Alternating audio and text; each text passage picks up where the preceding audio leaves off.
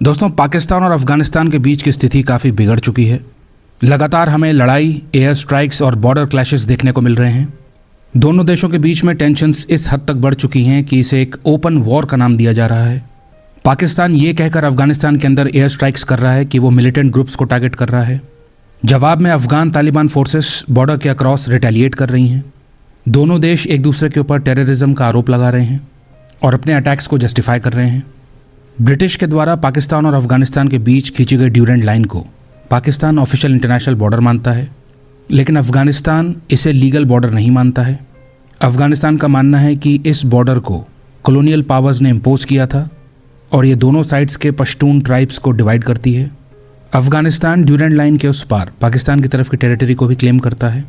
तो Durand line, जो कि कॉलोनियल बॉर्डर है, वो अफगानिस्तान और पाकिस्तान के बीच में मॉडर्न कॉन्फ्लिक्ट की वजह है। काफ़ी लंबे समय तक पाकिस्तान और अफगान तालिबान के बीच में इस प्रकार की शत्रुता नहीं थी। 1990s में और अर्ली 2000s में पाकिस्तान तालिबान को यूज़फुल समझता था, एक टूल की तरह देखता था जो पाकिस्तान को उसके रीजनल गोल्स को मीट करने में सहायक हो सकता है और पाकिस्तान को स्ट्रेटेजिक डेप्थ प्रोवाइड कर सकता है। आपको याद होगा कि कैसे जब 2021 में अमेरिका के अफगानिस्तान से भागने के बाद जब तालिबान ने वापस से अफगानिस्तान में पावर को कैप्चर किया, तब पाकिस्तान ने इसे सेलिब्रेट किया था। पाकिस्तान नहीं जानता था कि एक समय पर जिस तालिबान को क्रिएट करने में उसने मदद करी है, जिस तालिबान को पाकिस्तान ने ही ट्रेनिंग दी थी, सपोर्ट किया था और ऑर्गेनाइज किया था 1990s में, जिस मिलिटेंट मूवमेंट की नींव उन्होंने ही रखी थी, आगे चलकर वो उन्हीं के अगेंस्ट हो जाएगा। आज ड्यूरेंट लाइन के अक्रॉस इंस्टेबिलिटी यही कहानी बयान करती है। 1979 में जब सोवियत यूनियन ने अफगानिस्तान को इन्वेड किया, तब उससे तालिबान के क्रिएशन की कंडीशंस निर्मित हुई। कई अफगान फाइटर्स ने, जिन्हें मुजाहिदीन कहा गया, उन्होंने सोवियत यूनियन को रेजिस्ट किया। अमेरिका की मदद से और पाकिस्तान के थ्रू इन फाइटर्स को ट्रेनिंग प्रोवाइड की गई और हथियार दिए गए। ISI ने इन फाइटर्स को सपोर्ट किया। इसी का नतीजा था कि हज़ारों रेडिकलाइज्ड और बैटल हार्डन्ड फाइटर्स का उदय हुआ। 10 साल चले सोवियत इन्वेजन के बाद जब 1989 में सोवियट्स ने विथड्रॉ किया अफगानिस्तान से, तब अफगानिस्तान में सिविल वॉर हो गया। पाकिस्तान अफगानिस्तान में एक फ्रेंडली फोर्स चाहता था। पाकिस्तान के अंदर रेफ्यूजी कैंप्स के अंदर यंग अफगान्स को इस्लाम का स्ट्रिक्ट इंटरप्रिटेशन सिखाया गया। मदरसों के जरिए एक मूवमेंट तैयार किया गया। यही जो रेडिकलाइज स्टूडेंट्स थे, इनको लेकर सदर्न अफगानिस्तान में मुल्ला उमर के अराउंड एक मूवमेंट को ऑर्गेनाइज किया गया और इस प्रकार तालिबान क्रिएट हुआ। पाकिस्तान ने ही तालिबान को ट्रेनिंग, वेपन्स, लॉजिस्टिक्स और बेसिस प्रोवाइड किए थे। पाकिस्तान का सिक्योरिटी लॉजिक ये कहता था कि यदि अफगानिस्तान में फ्रेंडली गवर्नमेंट होगी तो इससे पाकिस्तान को भारत के द्वारा एनसर्किल किए जाने का डर कम होगा, स्ट्रेटेजिक डेप्थ मिलेगी, अफगानिस्तान में सिविल वॉर एंड होगा, केओस एंड होगा और सेंट्रल एशिया के ट्रेड रूट्स को सिक्योर किया जा सकेगा। शेयर्ड रिलीजियस नेटवर्क्स के कारण कोऑर्डिनेशन आसान था। तो अमेरिका, सऊदी अरेबिया और पाकिस्तान की मदद से क्रिएट और ऑर्गेनाइज हुए तालिबान ने 1996 तक काबुल को कैप्चर कर लिया था और अफगानिस्तान के ज़्यादातर हिस्सों पर रूल कर रहा था। 2001 में 9/11 अटैक्स के बाद ये बदल गया। अमेरिका ने तालिबान को पावर से हटा दिया। पाकिस्तान ने उस समय अमेरिका का साथ दिया और अब पाकिस्तान के सामने ये समस्या खड़ी हो गई थी कि एक समय पर जिन मिलिटेंट नेटवर्क्स को उसी ने बैक किया था, आज उन्हें उसी को मैनेज करना पड़ेगा। पावर से हटने के बाद बहुत सारे तालिबान लीडर्स बॉर्डर रीजन्स में रीग्रुप होने लगे। धीरे धीरे पाकिस्तान के अंदर मिलिटेंट अटैक्स बढ़ने लगे। इसमें खास तौर से एक नाम उभरता है, तहरीक-ए-तालिबान पाकिस्तान। ये एक ऐसा मिलिटेंट ग्रुप है जो पाकिस्तानी स्टेट को ओवरथ्रो करना चाहता है। पाकिस्तान का कहना है कि TTP फाइटर्स अफगान टेरिटरी को सेफ हेवन की तरह इस्तेमाल करते हैं और पाकिस्तान के अंदर अटैक्स करते हैं। इन्हीं अटैक्स ने पाकिस्तान और अफगानिस्तान के बीच की ट्रस्ट को इरोड कर दिया है, क्योंकि पाकिस्तान का मानना है कि अफगान तालिबान पाकिस्तान के अंदर हो रहे TTP के अटैक्स को रोकने में असमर्थ है। तो कोल्ड वॉर में ग्रेट पावर राइवलरी के कारण तालिबान का उदय हुआ। रेफ्यूजी क्राइसिस और रिलीजियस मोबिलाइजेशन के जरिए अफगानिस्तान में पाकिस्तान की स्ट्रेटेजिक इन्फ्लुएंस पाने की चाह के चलते। लेकिन ये जो शॉर्ट टर्म सिक्योरिटी स्ट्रेटजी थी, इसने पूरे रीजन को दशकों के लिए बदल कर रख दिया। ये जो सालों का मिसट्रस्ट है, सिक्योरिटी फेलियर्स हैं, क्रॉस बॉर्डर क्लैशेज हैं, ये बीच बीच में वायलेंस बनकर उभरते हैं। अभी हमें यही देखने को मिल रहा है। अभी जो युद्ध चल रहा है उसमें पाकिस्तान का वर्जन है कि अफगान तालिबान फोर्सेस ने पाकिस्तान की बॉर्डर पोजीशंस पर अटैक किया और पाकिस्तान ने इस अग्रेशन के जवाब में अफगानिस्तान के अंदर मिलिट्री ऑपरेशन कंडक्ट किया, तालिबान की मिलिट्री साइट्स को टारगेट किया। पाकिस्तान अपने ऑपरेशन को गजब लिल हक कह रहा है और इसे अफगान टेरिटरी से आ रहे थ्रेट्स और अटैक्स का रिटेलिएशन बता रहा है। इस प्रकार अफगानिस्तान के अंदर स्ट्राइक्स करने से पाकिस्तानी मिलिट्री का ये नैरेटिव रीइंफोर्स होता है कि वो नेशन को डिफेंड कर रहा है, उसकी क्रेडिबिलिटी बढ़ती है। तो इंटरनल पॉलिटिक्स के लिहाज से ये अच्छा है। सीज फायर डिप्लोमेसी कोलैप्स हो चुकी है। पाकिस्तान अब ताकत के जरिए सिक्योरिटी आउटकम्स को इम्पोज करने का प्रयास कर रहा है। पाकिस्तान में कोई भी समस्या हो और पाकिस्तानी लीडरशिप उसे भारत से लिंक ना करे, ऐसा तो हो ही नहीं सकता। तो फ़ौरन पाकिस्तान की लीडरशिप ने अफ़गान तालिबान और भारत को लिंक कर दिया।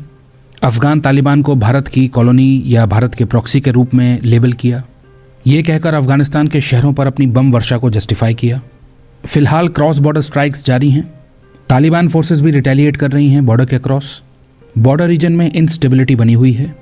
पाकिस्तान के ऊपर मिलिटेंसी को कंटेन करने का प्रेशर है, वहीं अफ़गान तालिबान के ऊपर अपनी सोवरेनिटी को असर्ट करने का प्रेशर है। पाकिस्तान की ज़्यादातर समस्याओं की तरह ये भी एक सेल्फ मेड क्राइसिस है जिससे पाकिस्तान मिलिट्री अभी जूझ रही है और कंट्रोल करने में स्ट्रगल कर रही है, क्योंकि टीटीपी के अटैक्स पाकिस्तानी मिलिट्री के इस नैरेटिव को ध्वस्त कर देते हैं कि वो नेशन को डिफेंड कर रहे हैं। पाकिस्तानी मिलिट्री को ज़बरदस्त पॉलिटिकल और सिक्योरिटी एम्बैरेसमेंट फेस करना पड़ता है। इसके बदले पाकिस्तान को अफ़गानिस्तान के अंदर सिंबॉलिक स्ट्राइक्स करने पड़ते हैं जिससे वो पाकिस्तानी पब्लिक के सामने स्ट्रेंथ दिखा सके, क्योंकि ऐसा अनेकों बार हो चुका है लेकिन अभी तक कोई भी decisive military outcome Pakistani military deliver करने में नाकाम रही है। हालांकि अब धीरे धीरे बात सिंबॉलिक मैसेजिंग से आगे बढ़ती जा रही है, एस्केलेशन बढ़ता जा रहा है। पाकिस्तान ने अब आगे बढ़कर काबुल, पक्टिया और कंदाहार को भी टारगेट किया है। पाकिस्तान के डिफेंस मिनिस्टर ख्वाजा आसिफ ने ओपन वॉर डिक्लेयर कर दिया है। ऐसा करके पाकिस्तान ने खुद को ऐसी स्थिति में डाल लिया है जिसे वो आसानी से कंट्रोल नहीं कर पाएगा। ये जो पाकिस्तान के एक्शंस हैं, इनके कॉन्सिक्वेंसेस को मैनेज करना काफ़ी कठिन होगा। अफगानिस्तान की कैपिटल और की प्रोविंसेस के ऊपर अनप्रेसिडेंटेड स्ट्राइक्स, केवल बॉर्डर के नज़दीक नहीं बल्कि अफगान टेरिटरी के डीप इनसाइड जाके एयरफोर्स का इस्तेमाल करना और फिर ये सोचना कि इससे पाकिस्तान की इंटरनल सिक्योरिटी प्रॉब्लम सॉल्व हो जाएंगी, ये अनरियलिस्टिक है। अफगानिस्तान ने इसे राइटफुली अपनी सॉवरेनिटी का वायलेशन माना है और फोर्सफुली रिस्पॉन्ड कर रहा है, जिससे सिचुएशन जल्दी से एस्केलेट हो रही है। पाकिस्तान के भीतर का रिलीजियस नेशनलिज्म और ये सोच कि वो एक कमज़ोर नेबर के अगेंस्ट एक अग्रेसिव स्टांस को मैनेज कर लेगा, ये देर सवेर पाकिस्तान को भारी पड़ सकता है।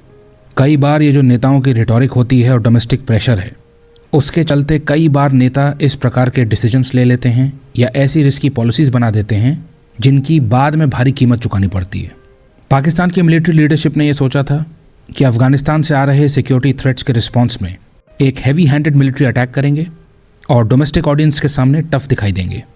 बट अफगानिस्तान की तरफ से जिस स्केल का रिटेलिएशन आ रहा है, शायद इस तरह की क्राइसिस पाकिस्तान ने पूरी तरीके से एंटिसिपेट नहीं की थी, क्योंकि ये एक वाइडर कॉन्फ्लिक्ट को ट्रिगर कर सकता है। पाकिस्तान को भूलना नहीं चाहिए कि बहुत से मुजाहिदीन फाइटर्स को उसी की धरती पर ट्रेनिंग दी गई थी, तो इससे जो पावरफुल मिलिटेंट नेटवर्क्स क्रिएट हुए हैं वो कभी भी पाकिस्तान के लिए इंस्टेबिलिटी का सोर्स बन सकते हैं। ख़ास तौर पर जब पश्तूनिस्तान का आइडिया एग्जिस्ट करता है, काफ़ी सारे अफगान लीडर्स सभी पश्तून टेरिटरीज़ को यूनाइट करना चाहते हैं जो इस वक्त मॉडर्न डे पाकिस्तान में भी आती हैं। ये पाकिस्तान की टेरिटोरियल इंटीग्रिटी के लिए थ्रेट है, तो इसके कारण पाकिस्तान और अफगानिस्तान के बीच में टेंशन्स हैं। फिर अफगानिस्तान एक लैंडलॉक्ड कंट्री है। अब भारत से सड़क के रास्ते पाकिस्तान से होते हुए ईजिली सामान अफगानिस्तान में एंटर कर सकता था, लेकिन पाकिस्तान ने इसे ब्लॉक कर रखा है, इस रूट को। इसकी वजह से ट्रेड के लिए अफगानिस्तान को महंगे ऑल्टरनेटिव्स पर जाना पड़ता है। पाकिस्तान के जो पोर्ट्स हैं जैसे कि कराची, उससे भी पाकिस्तान रिस्ट्रिक्ट करता है कि कौन सा सामान अफगानिस्तान में एंटर कर सकता है। इस प्रकार के इकोनॉमिक कंट्रोल्स को पाकिस्तान नेगोशिएशंस में प्रेशर पॉइंट्स की तरह इस्तेमाल करता है, लेकिन इससे अफगानिस्तान के अंदर रिसेंटमेंट आता है, पाकिस्तान के प्रति आक्रोश आता है। पाकिस्तान में रह रही पश्तून कम्युनिटीज़ पाकिस्तानी स्टेट को पंजाबीज़ और अन्य ग्रुप्स के द्वारा डोमिनेटेड मानती हैं। उनके मुताबिक पंजाबी स्टेट पश्तून ट्रेडिशंस को ना तो समझती है ना ही रिस्पेक्ट करती है। 2018 में पाकिस्तान ने डिसीजन लिया था ट्राइबल एरियाज़ को बदलने का। इससे ट्रेडिशनल गवर्नेंस स्ट्रक्चर्स खत्म हो गए थे। इसने भी पश्तून्स को आक्रोशित किया। उन्होंने इसे अपनी ऑटोनॉमी को छीनने के रूप में देखा। ये जो आइडेंटिटी गैप है, ये मिलिटेंट रिक्रूटमेंट को फीड करता है। यही वजह है बहुत सारे अफगान पश्तून्स तहरीक तालिबान पाकिस्तान फोर्सेस को पॉजिटिव लाइट में देखते हैं, जो कि पाकिस्तानी मिलिट्री लीडरशिप के लिए एक चिंता का विषय है। तो पाकिस्तान और अफ़गान तालिबान की रिलेशनशिप जो कि शुरू हुई थी कोऑपरेशन के बेसिस पर, आज वो टेंशन्स में बदल चुकी है, म्यूचुअल आरोप प्रत्यारोप पर बदल चुकी है। एक दूसरे के ऊपर इंटरफेरेंस और मिलिटेंट्स को पनाह देने का आरोप लगाया जा रहा है और यही टेंशन्स अभी ओपन वॉर के रूप में एक्सप्लोड होती हुई दिखाई दी हैं। तो अभी जो हिंसा भड़की है इसका कोई एक कारण नहीं है, इसके पीछे कई हिस्टोरिकल फैक्टर्स चले आ रहे हैं। जैसे ड्यूरेंट लाइन को लेकर मिसट्रस्ट हो गया, कॉम्पीटिंग नेशनल विजन्स हो गए, refugee crisis, ethnic identities, trade और इकोनॉमिक डिस्प्यूट्स, मिलिटेंट नेटवर्क्स। तो ये जो दशकों से चली आ रही समस्या और फ्रिक्शन है, ये बीच बीच में कॉन्फ्लिक्ट बनकर उभरती है। दशकों के डिसएग्रीमेंट्स और अनरिजॉल्व टेंशन्स कॉन्फ्लिक्ट के रूप में इमर्ज होते हैं।